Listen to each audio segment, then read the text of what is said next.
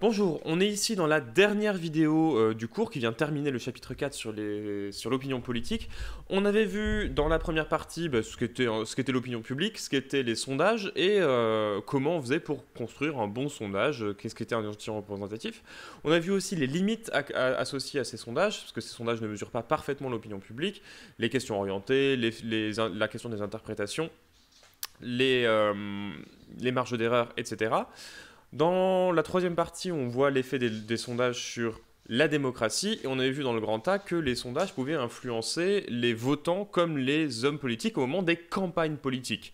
Là, ce qu'on va voir dans le grand B, c'est pas dans l'effet des sondages au moment des campagnes qu'au moment de la gouvernance, comment on gouverne avec les sondages. Donc on passe tout de suite au grand B, l'influence des sondages d'opinion sur la vie politique, et le petit 1, gouverner avec les sondages. On passe immédiatement au document 12 qu'on lit ensemble et puis on répondra aux questions après. Document 12, mieux connaître les souhaits de la population grâce aux sondages. Les sondages permettent souvent aux législateurs qui le souhaitent d'affirmer que les éléments qui se font le plus entendre ne représentent pas vraiment les souhaits de l'électorat dans son ensemble. Une bonne illustration de la manière dont les sondages peuvent jouer ce rôle, c'est le cas de la majorité silencieuse, au nom de laquelle Richard Nixon, le président des États-Unis, en 1974, prétendait gouverner. La majorité silencieuse était la réponse donnée par l'administration Nixon aux protestataires qui exigeaient des changements majeurs dans la politique étrangère et intérieure américaine. Selon l'interprétation de l'administration, ces opposants actifs ne représentaient pas l'opinion de la majorité des Américains silencieux qu'exprimaient les sondages. Et on a une image du général de Gaulle avec comme légende, lors du mois de mai 1968, des manifestations violentes et des grèves se déroulent en France, la présidence du général de Gaulle est menacée, pourtant celui-ci obtiendra lors des élections législatives de juin 1968 un large succès, ce qui indique que la majorité silencieuse le soutenait en fait. Et première question, on vous demande, analysez. Que signifie la majorité silencieuse et en quoi les sondages permettent-ils de prendre en compte l'avis de cette partie de la population ? Ce qu'il faut bien comprendre avec l'idée de majorité silencieuse, en fait, c'est tout le sens et tout l'intérêt des sondages initialement. C'est-à-dire qu'en fait, en imaginant qu'il n'y ait pas les sondages, on imagine qu'on vit dans une démocratie où il n'y a pas les sondages, comment on pourrait savoir quelle est l'opinion publique des gens ? On pourrait le savoir un peu par les journaux, par les pétitions, mais en fait, les journaux et les pétitions, pour faire remonter l'avis des gens, c'est pas le plus efficace, et en fait, on connaîtrait l'avis de qui ? On connaîtrait l'avis des gens les plus bruyants, ceux qui vont manifester, ceux qui s'opposent très fortement. Typiquement, en France, il y a 2 ans, ça aurait été l'avis des Gilets jaunes. Voilà, on aurait dit, voilà, l'opinion publique, elle est vraiment remontée. L'idée là-dessus, c'est que du coup, en fait, on va entendre l'avis des gens qui sont les plus bruyants, qui font connaître leur avis, le plus durement. Mais en fait, tous les gens qui ne participent pas à ces manifestations, qui ont un avis modéré, en fait, on les entend pas, ces gens-là, parce que du coup, ils vont pas manifester. C'est justement ces gens-là qu'on appelle la majorité silencieuse. C'est-à-dire qu'en fait, le plus souvent, les personnes qui crient le plus fort, ils sont peut-être bruyants, mais en fait, ils sont juste un petit nombre. Et la grande majorité des Français, en fait, n'est pas forcément d'accord avec cette petite minorité bruyante. Et l'idée, c'est que les sondages, justement, comme ils font des échantillons représentatifs de la population, ils permettent qu'on connaisse l'avis de tout le monde, même donc à la fois les gens qui sont très opposés et qui crient très fort, mais aussi les gens qui d'habitude on n'entend pas du tout, qui font partie de cette majorité silencieuse justement, d'habitude on ne les entend pas, mais là grâce au sondage on va pouvoir connaître leur avis et du coup ça permet de connaître l'avis de tous les Français. Enfin tous les Français ou tous les Américains dans le cas de Nixon. Donc les sondages sont donc un outil ultra pertinent pour réussir à mesurer l'opinion publique, parce que si on ne se fiait qu'à ceux qui crient le plus fort, en fait, on n'écouterait que l'opinion d'une petite partie de la population. Deuxième question, montrer que les sondages en ce sens représentent un outil important en démocratie, c'est un peu ce qu'on vient de dire, C'est l'idée que si on ne se fiait qu'aux gens qui crient le plus fort, en fait, on ne satisferait l'opinion que d'une minorité. Or, en démocratie, il faut quand même pouvoir favoriser le plus grand nombre de personnes. Donc justement, les sondages sont importants parce qu'ils permettent de connaître l'opinion du plus grand nombre. C'est pour ça que c'est un outil important et nécessaire en démocratie. Cela dit, on va passer à la question 3. Discuter, le rôle du pouvoir politique est-il toujours de répondre aux désirs de l'opinion publique? Quels sont les avantages et les inconvénients d'une telle conception?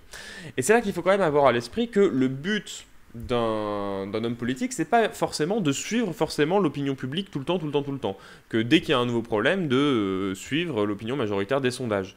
Par exemple, imaginez, c'est dans l'activité que je vous demandais de faire, il y avait une majorité de Français qui pensaient que la chloroquine était efficace. Je sais plus combien. C'était 59% de Français pensaient que la chloroquine était efficace quand on a posé la question le 4 avril dernier. Si le gouvernement se fiait uniquement au sondage pour prendre ses décisions, ils auraient autorisé la vente de la chloroquine dans les pharmacies et tout le monde s'en serait pris, alors qu'on sait que maintenant c'est plutôt inefficace, voire dangereux si on n'a pas de maladie que permettent de soigner la chloroquine. Donc, l'idée, c'est ça, c'est les politiques ne doivent pas nécessairement se conformer à ce que pense la majorité de la population, parce que ça pourrait entraîner une espèce de tyrannie de la majorité et surtout une tyrannie envers ceux qui pensent un petit peu différemment, en fait.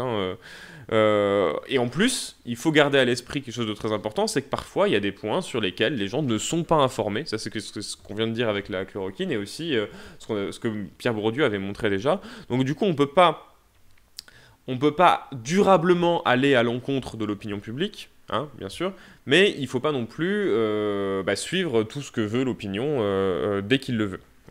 Et justement, on va voir dans le document suivant un exemple où le gouvernement n'a pas forcément suivi l'opinion publique de l'époque, et maintenant on ne peut pas vraiment dire qu'il a eu tort. Donc c'est le document 13, décision du pouvoir politique, reflet ou non de l'opinion publique. Et on va étudier le cas de la peine de mort. La peine de mort a été abolie en France en 1981 sous la présidence de François Mitterrand. En 1981, au premier jour des débats, un sondage montre que 62% des Français sont favorables à la peine capitale, donc la majorité, mais l'abolition de la peine de mort sera quand même adoptée par les députés par 363 voix pour et 117 voix contre. Et ensuite, on voit un graphique où on voit les réponses à un sondage qui a été posé à plusieurs années de suite de la même façon. Donc, faut-il rétablir la peine de mort? Et on voit l'évolution de l'opinion publique de 1988 à 2015.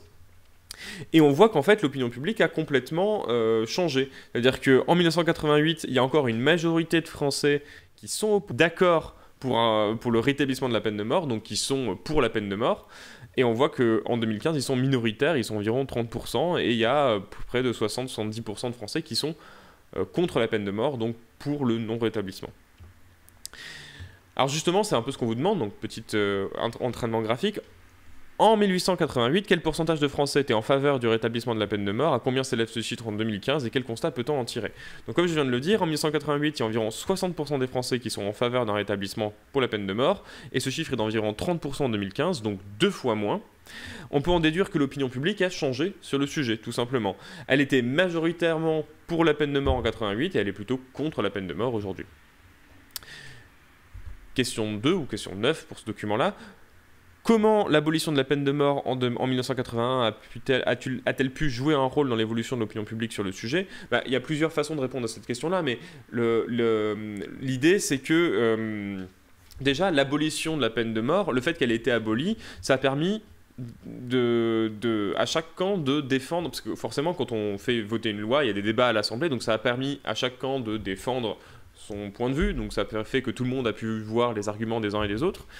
Et ça a pu déjà convaincre une partie de la population qui était opposée à l'idée.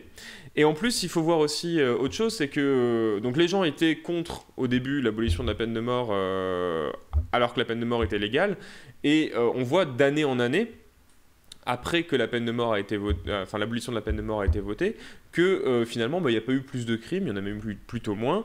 Et on voit que les gens qui étaient contre l'abolition de la peine de mort, ils ont pu constater que le fait de l'avoir abolie, ça n'avait pas conduit à une désorganisation sociale quelconque, et donc du coup ça a pu changer leur point de vue là-dessus.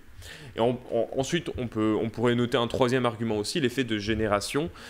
Entre 1988 et 2015, dans les populations qui sont interrogées, il y a eu un renouvellement de génération et en règle générale, les avis changent aussi avec les générations. On sait que les personnes plus âgées ont tendance souvent à être plus conservatrices, donc à vouloir laisser les lois et laisser les traditions comme elles sont, là où les plus jeunes veulent plus souvent changer les choses. Donc ça paraît normal qu'en 2015, il y ait plus de gens qui aient changé d'avis par rapport à ceux qui étaient avant 1981. Voilà. On a fini pour cette première sous-partie, donc ce qu'il faut conclure, ce qu'il faut retenir ici, c'est l'idée que effectivement les sondages sont importants en démocratie parce que ça permet aux individus, aux hommes politiques de connaître l'opinion publique, de connaître l'opinion de la majorité silencieuse, donc c'est important, c'est un outil qui leur sert à prendre des bonnes décisions, mais il ne faut pas non plus suivre tout ce que font les sondages, et parfois ça peut être au contraire très important politiquement de prendre certaines décisions à l'encontre de l'opinion publique. Et on voit la même chose ici, c'est-à-dire qu'a priori, individuellement, on peut comprendre qu'on aimerait tous ne pas être confinés, et ce serait mieux de ne pas être confinés. Mais on sait très bien que si le gouvernement confine, c'est pas parce que ça lui fait plaisir, mais c'est parce que c'est une stratégie sanitaire qui a pour but de réduire la contamination. Donc, à retenir, même s'il doit en tenir compte, le gouvernement ne doit donc pas suivre aveuglément les sondages d'opinion pour prendre des décisions. En effet, un gouvernement qui suivrait sans arrêt l'opinion publique risquerait de ne pas pouvoir faire de politique cohérente, notamment parce que l'opinion publique est diverse et parce qu'elle peut se modifier avec le temps. Sur la question de la peine de mort, par exemple, on peut voir que la loi a précédé l'opinion, qui s'oppose majoritairement à la peine de mort après qu'elle a été abolie. Voilà. Encore une fois, les paragraphes AEI, les à retenir suivent la structure AEI, affirmé, expliqué, illustré. On passe maintenant à la deuxième sous-partie. Justement, on va voir que, donc ce qu'on vient de dire, c'est qu'effectivement, les sondages sont importants en démocratie parce qu'ils permettent de connaître l'opinion publique, mais qu'il ne faut pas non plus suivre aveuglément l'opinion publique pour les hommes politiques. Et justement, ce qu'on va montrer, c'est que quand il y a trop de sondages, on peut arriver à une dérive dans nos sociétés démocratiques, c'est que les personnalités politiques essayent trop de suivre l'opinion publique, et ça donne des politiques à la fois qui ne sont pas cohérentes ou des effets qu'on appelle de communication, c'est-à-dire des façons de parler à l'opinion publique juste pour lui faire plaisir, mais sans forcément de politique derrière. Et tout ça, c'est ce qu'on va appeler la démocratie de l'opinion. Donc petit 2, mais la profusion des sondages peut mener à la démocratie de l'opinion. Et on passe tout de suite au document 14, qui est associé à une photo qui avait provoqué beaucoup d'émoi. Donc document 14, une politique dictée par l'émotion collective, et on le lit ensemble. Le cliché avait fait le tour du monde il y a un an jour pour jour. La photo du petit Aylan Kurdi devenait le symbole de la crise migratoire que traverse l'Europe. L'image était glaçante, elle montrait le corps sans vie d'un enfant de 3 ans allongé sur la plage de Bodrum en Turquie, le visage à moitié enfoui dans le sable. Le petit garçon, un Syrien d'origine kurde, était mort noyé alors qu'il tentait de quitter la guerre civile syrienne avec sa famille. Les messages d'émotion et de soutien envers les migrants sont largement partagés sur les réseaux sociaux, au point de faire basculer l'opinion publique sur la question des migrants. Dans un sondage publié quelques jours après le drame, 54% des Français se montraient favorables à l'accueil des réfugiés syriens, alors qu'il n'était que 44% la semaine précédente. Face à l'ampleur des réactions, cette photo a surtout relancé la question de l'accueil des migrants syriens en Europe. De nombreux internautes et personnalités politiques ont appelé les dirigeants européens à agir. Pressés par l'opinion publique, les responsables politiques ont multiplié les annonces. L'Allemagne a accueilli plus de 20 000 migrants en l'espace d'un week-end. Le 7 septembre, la France annonçait l'accueil de 24 000 réfugiés sur les 2 années à venir. 2 jours plus tard, le président de la Commission européenne exhortait l'Europe à accueillir 160 000 réfugiés. Exhorter, c'est enjoindre fortement. Un an après la mort du petit Aylan, son père déplore la passivité des politiques. Tous voulaient absolument faire quelque chose à cause de la photo qui les avait tant remués, se souvient-il. Mais que se passe-t-il maintenant? Les morts continuent et personne ne fait rien, accuse Abdullah Kurdi, dont la famille a été enterrée à Kobané. Donc un article du Figaro le 3 septembre 2016. Alors, première question, on vous demande comment expliquer l'effet du cliché sur l'opinion publique. Ce qu'on peut expliquer, c'est qu'en fait, le cliché, l'image de cet enfant, il a profondément choqué l'opinion publique et donc il a conduit à une indignation et à une mobilisation de la part des individus sur cette question-là très spécifique qui est la question des migrants.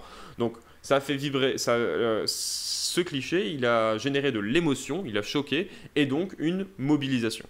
Ça passe souvent comme ça, hein. L'émotion est souvent un grand vecteur de mobilisation. Question 2, quelle a été la conséquence du changement de l'opinion publique sur les politiques menées, hein? Comme ils le disent dans le texte, l'opinion publique a changé. On est passé d'une majorité de personnes défavorables à l'accueil de migrants à une majorité de personnes favorables à l'accueil de migrants. Et du coup, ce basculement qui concerne l'accueil des réfugiés, il a eu pour conséquence de contraindre les dirigeants politiques à se positionner sur le sujet. Puisque tout le monde ne parlait que de ça, les dirigeants politiques, ils ont été obligés de faire quelque chose, de se positionner sur ce sujet-là, et de faire évoluer les politiques là-dessus. Donc on voit que parfois, surtout quand il y a beaucoup de sondages sur une question, les personnalités politiques et même les gouvernements sont obligés de réagir à l'opinion publique et de se positionner sur certaines questions. Question 3. Selon vous, cet effet a-t-il été durable? C'est justement tout le problème, c'est que cet effet n'a pas été durable. C'est en tout cas ce que nous dit Abdullah Kurdi, là, le père du petit garçon, c'est que l'effet n'a pas été durable, c'est-à-dire qu'en fait, il y a eu des réactions, les opinions ont été vives, il y a eu des effets d'annonce très importants de la part des gouvernants, mais elles se sont estompées assez rapidement. Et dès que l'événement a été moins médiatisé, en fait, c'est retombé, il n'y a pas forcément eu d'effet à long terme. Et ce qu'il faut voir, c'est que comme l'opinion publique au bout d'un moment, on s'intéresse très fortement à quelque chose, puis au bout d'un moment, l'opinion publique se désintéresse d'un problème, les dirigeants ne se sentent pas obligés, ne sont pas contraints en fait de réaliser les annonces qu'ils ont faites. Ils ont dit oui, je m'engage à faire ça, à faire ça, à faire ça, puis comme tout le monde oublie de leur demander, finalement, ils ne se sentent pas obligés de le faire. Donc, pour résumer un petit peu tout ça, en fait, tout ce qu'on vient de dire, cette idée que les gouvernements sont obligés de se positionner, de communiquer là-dessus, en fait, c'est ce qu'on appelle la communication politique. L'idée derrière ça, la communication politique, ça désigne justement le fait que les dirigeants utilisent un discours pour faire plaisir à l'opinion, pour contenter l'opinion publique, pour montrer qu'ils vont dans le même sens que l'opinion publique, hein, parce que c'est toujours le but des personnalités politiques, c'est d'avoir l'opinion de leur côté. Puisque le but derrière, c'est de gagner une élection ou de gagner une réélection, enfin en tout cas, c'est d'avoir les votants de leur côté. Et donc du coup, ils vont multiplier les communications pour montrer qu'ils sont tout à fait d'accord avec eux. Moi aussi, j'étais choqué par ci ou par ça, etc. Et le but, en fait, derrière ces communications, c'est plutôt de gagner en popularité. Donc tout le monde est en train de parler des situations des migrants. Moi aussi, je vais parler des situations des migrants et je vais dire que c'est absolument inadmissible et qu'on va faire ça, ça, ça et ça. Tout le monde commence à parler de la détresse des étudiants. Et moi aussi, je vais commencer à parler de la détresse des étudiants et dire que il y a ça, ça, ça et ça à faire. Le problème, c'est que parfois, y a ces effets d'annonce, ces communications dans les médias ne sont pas forcément suivis d'actions concrètes. Il y a beaucoup de commentateurs, en tout cas, récents de la vie politique, qui reprochent aux hommes politiques de faire trop de communication et pas suffisamment d'actions concrètes. Et c'est vrai que c'est un phénomène qu'on voit de plus en plus se développer, la communication politique, le fait que les personnalités politiques essayent de plus en plus, par des effets d'annonce, de s'approprier l'opinion publique. Et c'est ce qu'on voit notamment avec les personnalités politiques qui rejoignent les réseaux sociaux, YouTube, TikTok, etc. Et du coup, tout ce fait-là, ce fait que les personnalités politiques communiquent de plus en plus mais n'agissent pas forcément, ça mène à un concept un peu problématique qu'on appelle la démocratie d'opinion ou la démocratie de l'opinion, et c'est justement ce qu'on va étudier plus en détail dans le document 15. Donc je vous enjoins à prendre le document et on le lit ensemble. Le politiste Bernard Manin a offert une des analyses les plus stimulantes de la démocratie du public, expression qu'il préfère à celle de démocratie d'opinion. La domination des partis est selon lui remise en cause à partir des années 1970 par le développement d'une démocratie du public, liée au déclin des identifications partisanes. Alors, les identifications partisanes, c'est le fait de se sentir comme faisant partie d'un parti, justement. Par exemple, moi, je me sens appartenir au PS, ou moi, je me sens appartenir aux Républicains, ou je me sens appartenir au Front de gauche, etc., etc. Donc l'idée, ce qu'il est en train de dire ça, quand il dit qu'il y a un déclin des identifications partisanes, c'est que les gens se sentent moins appartenir à un parti. Et même, ça va même plus loin que ça, c'est que les gens se sentent moins comme étant de droite ou étant de gauche d'ailleurs. C'est une des raisons qui fait que Emmanuel Macron a gagné en 2017, notamment parce qu'il se présentait lui-même comme étant ni de droite ni de gauche, et ça a plu à beaucoup de Français. La preuve, il s'est fait élire. Donc, je reprends. Lié au déclin des identifications partisanes, l'emprise des médias, des sondages, du marketing et de la personnalisation croissante de la vie politique, l'électorat ou les citoyens apparaissent comme un public qui réagit aux propositions qui lui sont faites sur la scène publique, essentiellement médiatique, et construite en fonction de leurs préférences mesurées par les sondages. Dans ce troisième âge de la démocratie représentative, succédant à la démocratie des notables et des partis, le peuple est moins représenté par les parlementaires ou par les formations partisanes que par l'opinion publique. Et ensuite, on voit justement un schéma bilan, un graphique qui a été fait à partir du livre de Bernard Manin, où on a 4 points. Le déclin des identités partisanes, l'emprise des médias, de la communication politique, l'omniprésence des sondages et la personnalisation de la vie politique. Tout ça qui mène à la fameuse démocratie d'opinion, qui mène à 2 choses, une sélection des candidats selon leur image médiatique et une conception des citoyens commune d'un public qui réagit aux propositions politiques construites à partir des sondages. Alors, on va essayer un petit peu de démêler tout ça, démêler tout ce qu'on vient de dire et préciser un petit peu ce qu'on entend par démocratie d'opinion. Premièrement, on vous demande quel est le rôle attendu des partis politiques dans la démocratie représentative et qu'en est-il aujourd'hui. Justement, donc on va s'intéresser un petit peu aux partis. C'est quoi en fait le rôle d'un parti politique, que ce soit la France Insoumise, les Républicains, le Rassemblement National, etc. Dans une démocratie représentative, il est attendu des partis politiques en fait qu'ils structurent, qu'ils représentent des préférences politiques du peuple. C'est-à-dire qu'en fait, on sait quand on vote pour un parti ou quand on appartient à un parti qu'il y a un socle d'idées communes et qui vont les faire connaître ces idées. Ils vont essayer de faire élire ces idées-là, de se faire élire sur ces idées-là. On sait par exemple que quand on vote pour un tel, en fait, on vote aussi pour telle idée ou pour un tel, pour telle autre idée. Donc, certains partis peuvent être contestataires, c'est-à-dire porter une vision du monde différente de celle du pouvoir, mais ce qu'il faut voir, c'est que justement, dans le contexte d'une démocratie de l'opinion, les partis politiques, ils voient leur rôle affaibli, parce que justement, on va personnaliser à l'outrance l'élection, c'est-à-dire qu'en fait, on vote plus dans les élections présidentielles, on vote plus pour un parti qui essaye de porter des idées, mais pour une personnalité, c'est-à-dire pour une personne, et par exemple on va voter pour lui parce que il est cool, il est beau gosse, ou elle est belle gosse, mais pas forcément parce que il défend des idées politiques qu'on a envie de défendre. Évidemment, là, je suis en train d'exagérer pour la compréhension, mais c'est un petit peu ça l'idée qu'il y a derrière le déclin des partis, c'est qu'en fait, quand on est dans un régime où il y a une ultra-personnalisation de la vie politique, les partis politiques sont affaiblis, et du coup, le rôle qu'ils avaient avant de défendre des idées, de structurer les idées, s'affaiblit également. Deuxième question, on vous demande repérer quels sont les 3 âges de la démocratie représentative et expliquer brièvement chacun d'eux. Alors, c'est ce qu'ils disent à la fin du document, dans la petite phrase dans ce 3e âge de la démocratie représentative succédant à la démocratie des notables et des partis, le peuple est moins représenté par les parlementaires ou par la formation partisane que par l'opinion publique. Alors en fait, le premier âge de la démocratie, c'est l'âge des notables, c'est-à-dire que le peuple est représenté par une minorité de personnes influentes. C'est ce qu'on avait dit en fait, avec le développement du vote, l'opinion publique est avant tout devenue l'opinion des parlementaires. En fait, on vote pour des parlementaires, pour des députés, et c'est eux qui représentent l'opinion publique.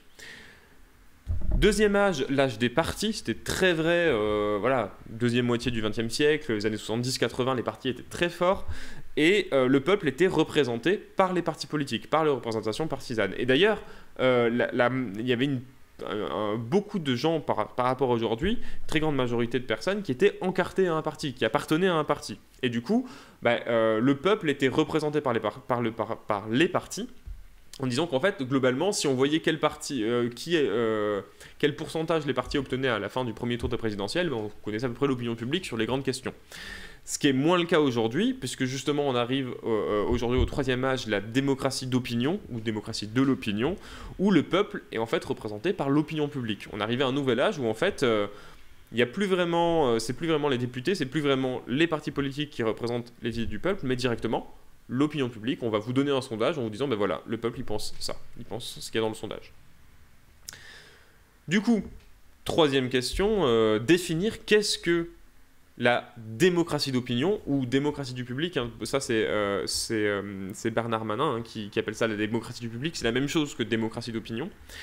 La démocratie d'opinion, ça c'est une définition à connaître, à encadrer, à apprendre, c'est une forme de la démocratie représentative qui est marquée par l'influence des médias et des sondages, ainsi que l'importance de la communication politique, où les actions politiques sont menées en fonction de l'opinion publique.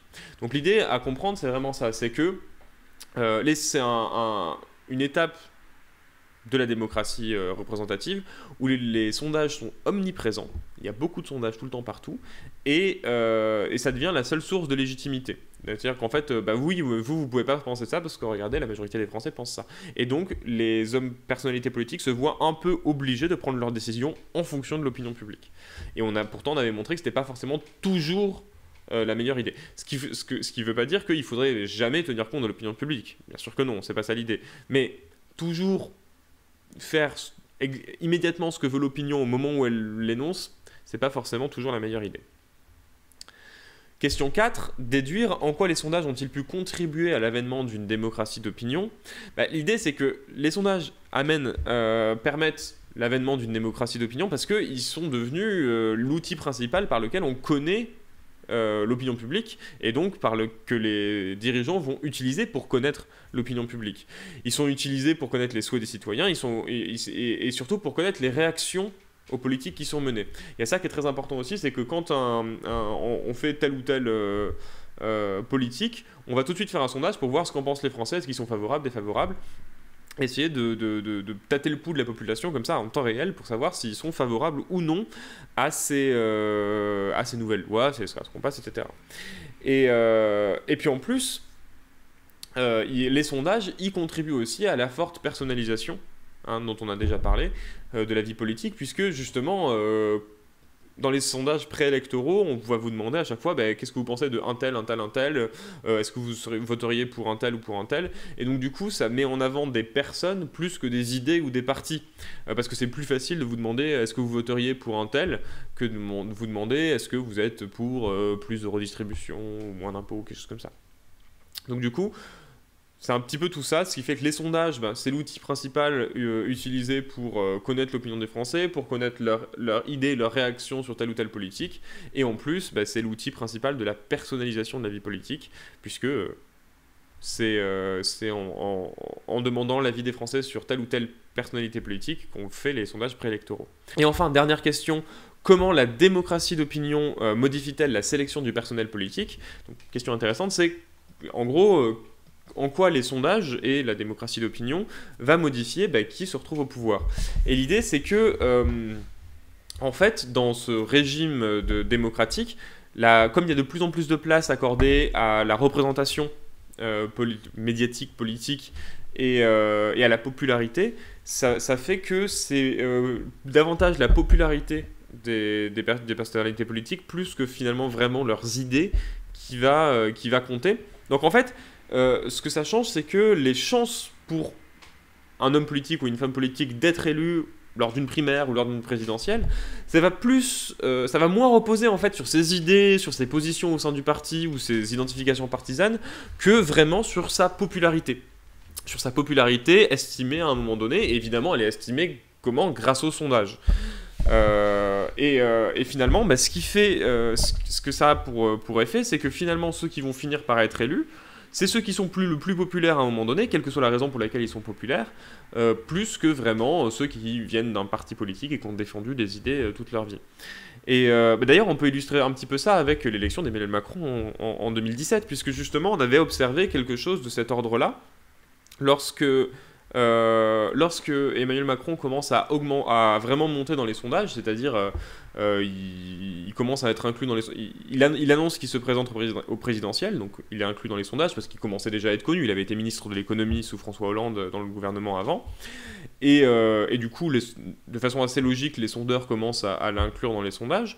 Et il reçoit pas mal d'intentions de vote, ce qui lui donne de la crédibilité, hein, comme l'effet même qu'on a déjà montré.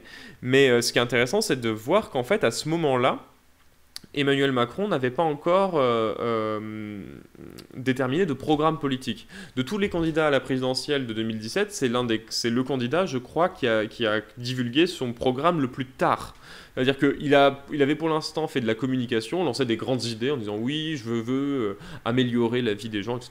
Bon, des trucs assez généraux, hein. Tous les hommes politiques pourraient dire quelque chose comme ça, je veux améliorer la vie des gens. Mais il avait encore défini aucune idée précise. Il avait pas encore publié son programme. Et pourtant, il y avait beaucoup de gens qui étaient enclins à voter pour lui, et il était très haut dans les sondages, ce qui montrait qu'en fait il était assez populaire. Et c'est un petit peu ça, du coup, qu'on peut mesurer sur la façon dont la démocratie d'opinion est modifiée, c'est qu'en fait, la popularité ne se mesure pas uniquement à l'aune des idées politiques. Évidemment, les idées politiques restent quand même importantes, hein. Si au moment où il a publié son programme, il y avait eu n'importe quoi dedans qui n'avait rien à voir avec ce qu'il avait annoncé, bon, les gens auraient quand même pas voté pour lui. Mais ce que ça permet de voir, c'est que le programme et les idées politiques ne seront pas aussi importantes que ce qu'elles ont pu être par le passé. Et par contre, la communication politique, la façon de présenter et la popularité devient de plus en plus importante. Voilà, on a terminé pour cette partie-là. Donc, pour la prochaine fois, vous me remplissez la synthèse numéro 3 et on corrigera du coup la synthèse numéro 3 et puis on passera au chapitre suivant. Et même pour les 105, on corrigera les deux synthèses, hein, donc synthèse 2 et synthèse 3, avant de passer au chapitre suivant. Voilà, à très vite.